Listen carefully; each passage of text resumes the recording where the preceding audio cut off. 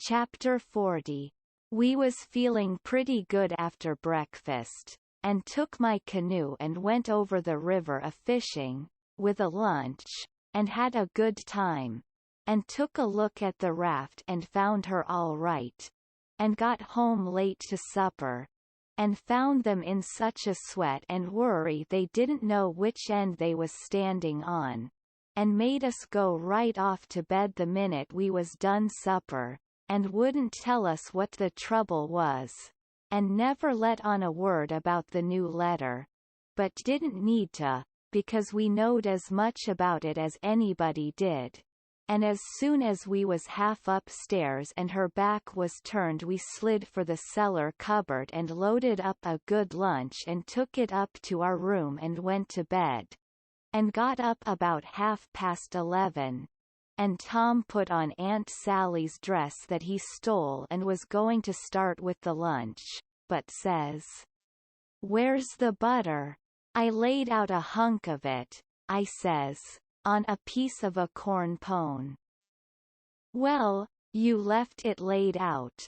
Then it ain't here." "We can get along without it," I says. "We can get along with it, too," he says, "just you slide down cellar and fetch it. And then mosey right down the lightning rod and come along. I'll go and stuff the straw into Jim's clothes to represent his mother in disguise, and be ready to baw like a sheep and shove soon as you get there." So out he went, and down cellar went I. The hunk of butter, big as a person's fist, was where I had left it, so I took up the slab of corn pone with it on, and blowed out my light, and started upstairs very stealthy, and got up to the main floor all right.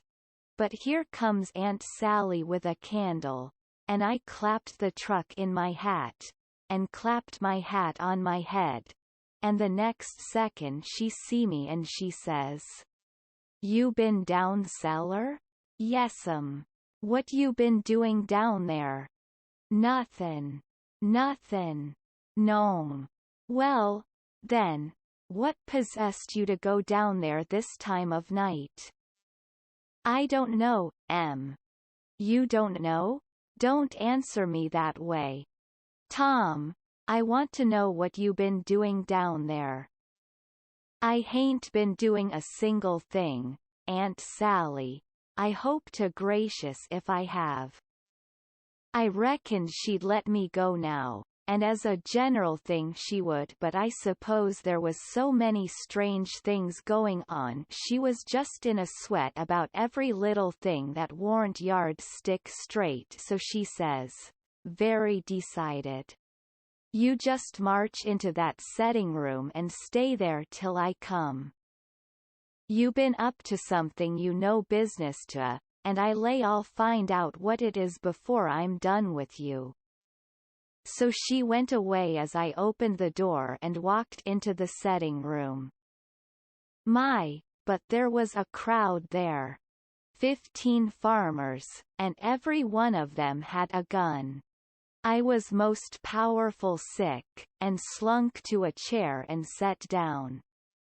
They was setting around, some of them talking a little, in a low voice, and all of them fidgety and uneasy, but trying to look like they warn't, but I knowed they was, because they was always taking off their hats, and putting them on, and scratching their heads, and changing their seats, and fumbling with their buttons.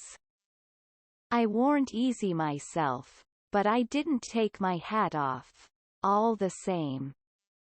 I did wish Aunt Sally would come, and get done with me, and lick me, if she wanted to, and let me get away and tell Tom how we'd overdone this thing, and what a thundering hornet's nest we'd got ourselves into, so we could stop fooling around straight off, and clear out with Jim before these rips got out of patience and come for us. At last she come and begun to ask me questions, but I couldn't answer them straight, I didn't know which end of me was up because these men was in such a fidget now that some was wanting to start right now and lay for them desperados, and saying it warn't but a few minutes to midnight, and others was trying to get them to hold on and wait for the sheep signal, and here was Auntie pegging away at the questions. And me a-shaking all over and ready to sink down in my tracks. I was that scared, and the place getting hotter and hotter, and the butter beginning to melt and run down my neck and behind my ears, and pretty soon, when one of them says, "I'm for going and getting in the cabin first and right now," and catching them when they come, I most dropped, and a streak of butter come a-trickling down my forehead, and Aunt Sally she see it, and turns white as a sheet, and says, "For the land's sake, what is the matter with the child? He's got the brain fever as sure as you're born, and they're oozing out." And everybody runs to see, and she snatches off my hat, and out comes the bread and what was left of the butter, and she grabbed me, and hugged me, and says, "Oh, what a turn you did give me. And how glad and grateful I am it ain't no worse for luck's against us, and it never rains but it pours, and when I see that truck I thought we'd lost you. For I knowed by the color and all it was just like your brains would be if dear, why didn't you tell me that was what you'd been down there for? I wouldn't a cared. Now Claire out to bed, and don't lemme see no more of you till morning." I was upstairs in a second, and down the lightning rod in another one, and shinning through the dark for the lean-to. I couldn't hardly get my words out. I was so anxious, but I told Tom as quick as I could we must jump for it now, and not a minute to lose, the house full of men, yonder, with guns. His eyes just blazed and he says, "No, is that so? Ain't it bully?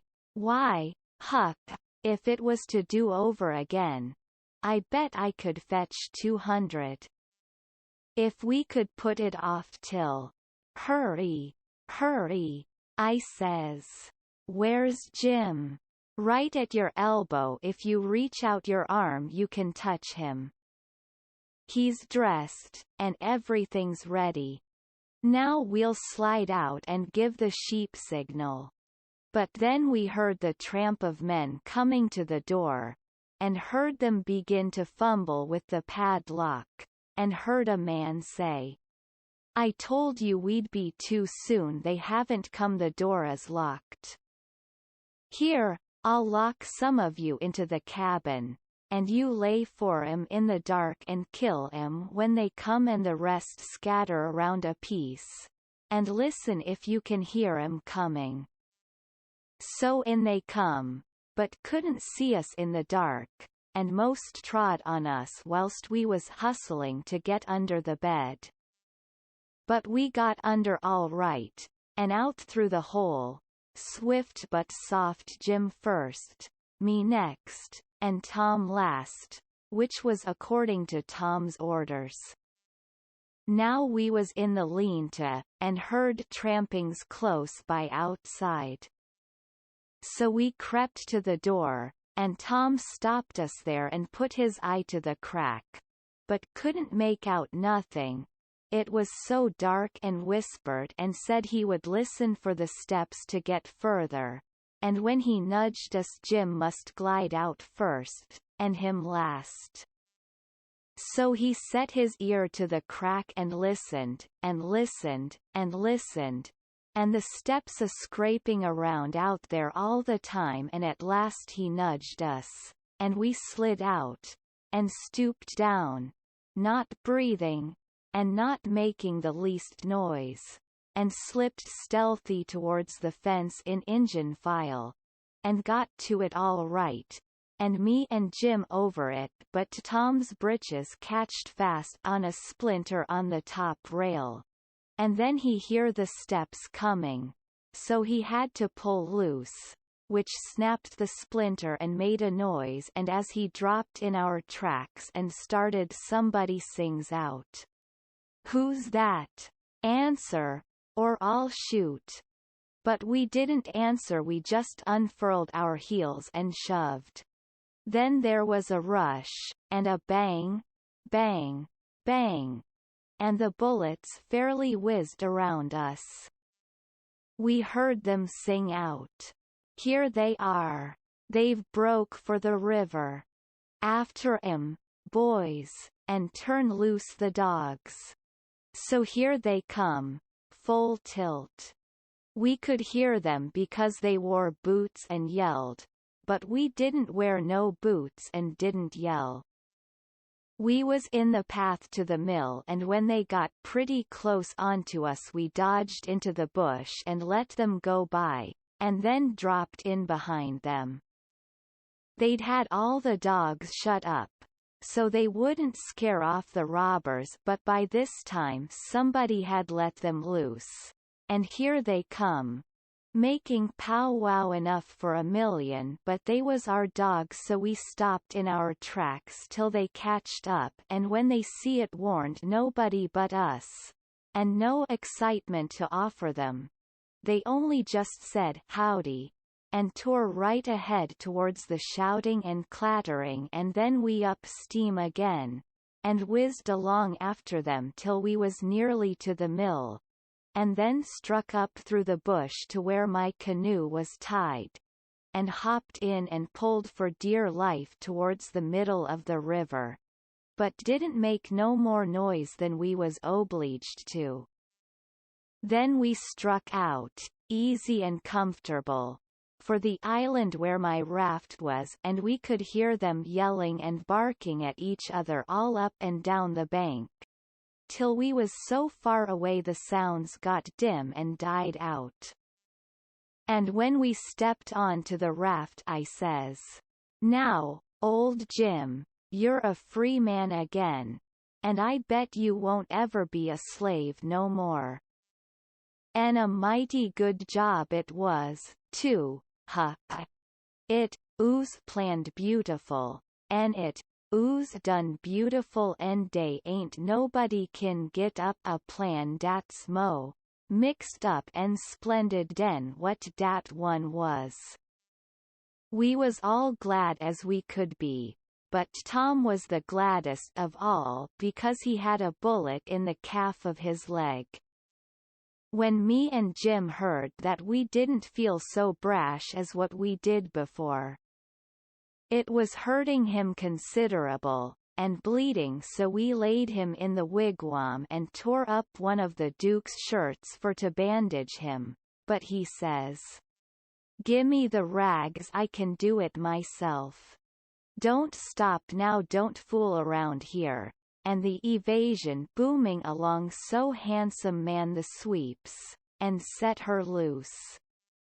Boys, we done it elegant. Deed we did. I wish we'd a had the handling of Louis XVI.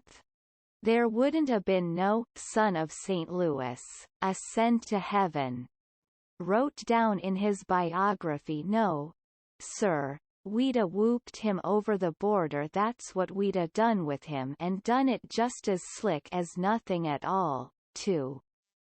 Man the sweeps, man the sweeps. But me and Jim was consulting and thinking. And after we'd thought a minute, I says, "Say it, Jim." So he says, "Well, den, dis is de way it look to me, Huck.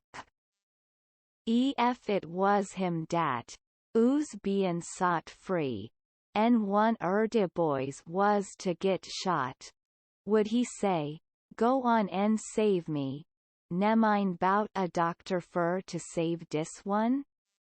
Is dat like Mars Tom Sawyer? Would he say dat? You bet he wouldn't. Well, den, is Jim Givney to say it? No, saw I don't budge a step outen dis place. Doubt a doctor, not if it's 40 year.